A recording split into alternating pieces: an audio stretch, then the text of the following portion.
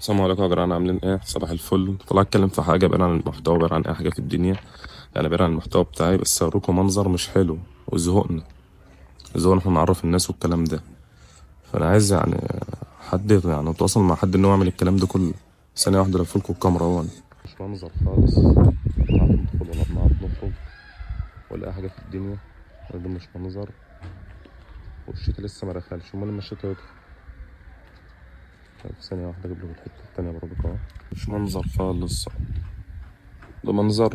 ده يرضي ربنا ولا يرضي مين ده؟ احنا عايزين نشوف اي حل، والشتا لسه ما دخلش. امال ما الشتا يدخل ولا نعرف ندخل بيوتنا ونخرج من بيوتنا نتحبس؟ ده مش منظر. يا ريت حد كل يشير الفيديو دون يوصل لحد ان يشوف الحل دون. ده مش منظر خالص، ومش عارفين ده ميه صرف ولا ميه عاديه ولا ميه من تحت الارض ولا ميه بالظبط. مفيش حد عارف يحدد الميه ده ايه. مش هنفضل عايشين في الحاجات دي يعني. لازم يبقى لها حل.